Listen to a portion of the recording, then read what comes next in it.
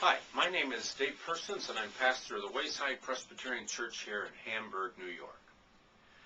So have you ever thought about your body's appetites and how it's never satisfied, never happy, always wants more and more and more? Think of some of the ways it's never satisfied. Well, food, I guess we're satisfied for a while, but then we need more of it. Satisfied for a while with rest, but then it needs more rest. It's satisfied for a while with work, but then it wants more work. It's satisfied with things that it has around us for a while, but then it wants bigger things and more things. The body has a ravenous appetite, insatiable. And if we're honest, we realize how it's always wanting more, can't stop craving, wanting to expand. A man told me recently that came into my office that his mind can't even stop. He said, if I want to be alone, it's so difficult. All I have to do is get in my car and take a ride, and suddenly the crowd is with me with all the voices that are talking to me, and I can't stop them. What do I do? Well, it's sort of the nature of the body. Now, in the early Christian scriptures, the Apostle Paul wrote to the church at Rome, one of his early letters also, that to fix our mind on the body, or flesh, is death. It's a dead end.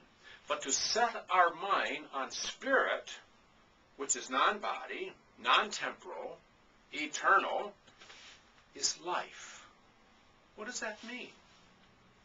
The body just is, it's always trying to extend itself, but it's impossible. It's mortal, so it's death. Spirit is life.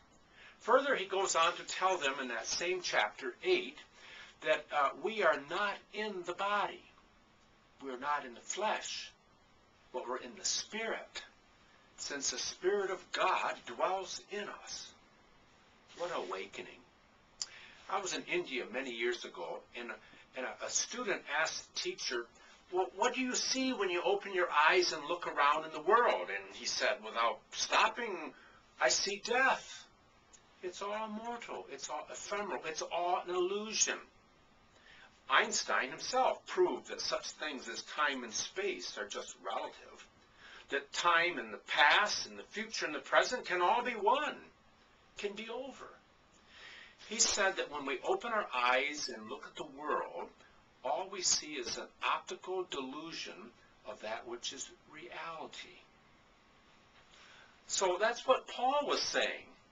To live in the body is really death, but to live in the Spirit is life. You are in the flesh, and that is death. It's not real, is his way of saying. So don't get stuck on it. It's like the phrase, the bee came to sip the honey, but got stuck in it. We came and we had the delights of the body, but then we get stuck in it. So how do we look at it? How do we live a life of spirit in this death, in this mortality which is around us? Well, don't take it so seriously. If the body is just an ephemeral part of the dream world around us, then don't get so serious about it. What was it the ancient disciple said or inquired? Before I was enlightened, I chopped wood and I carried water. After I was enlightened, I chopped wood and carried water too. But he smiled a little more. He didn't take it quite so seriously. He didn't believe that that's what all is. In fact, it just is a part of a dream. So if we can learn to take ourselves a little more seriously and smile a little more and forgive ourselves for our mistaken concepts, forgive others, especially those who criticize and attack us, because they're always attacking that which is mortal, part of the body, part of its thinking, part of its body attire. Well, those are just nothing. And if we react to them seriously and say that you insulted me and you hurt me, then we are trapped in the honey again. So let it go through forgiveness. That none of us are special. That we're all part of the dream, but a part of us all is that which is eternal. That everlasting Spirit. That is that which is real.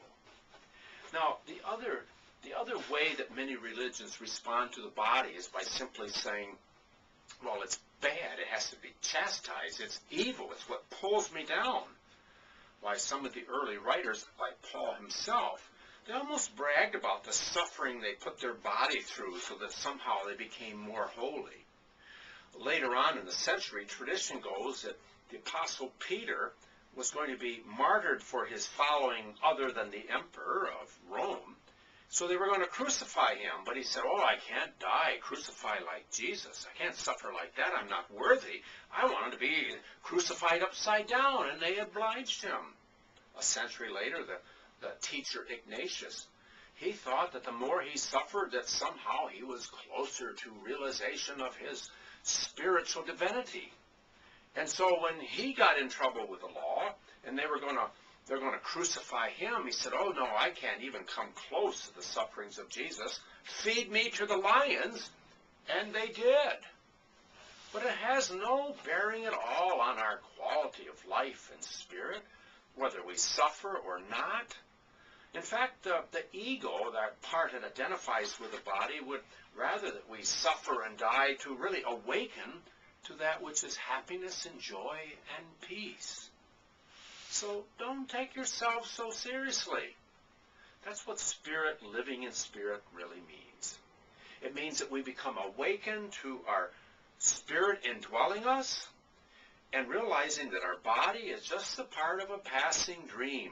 And it can be used as a medium to receive that enlightenment, and by our words and our actions and our deeds to share it with others, so that we see that wholeness and salvation and peace really is a collaborative venture and effort. God bless us in this awareness and in our living it out. Again, this is Dave Persons, pastor at the Wayside Presbyterian Church in Hamburg, wishing you peace, happiness, as you fix and set your mind on who you are, a part of God's eternal Spirit. Amen.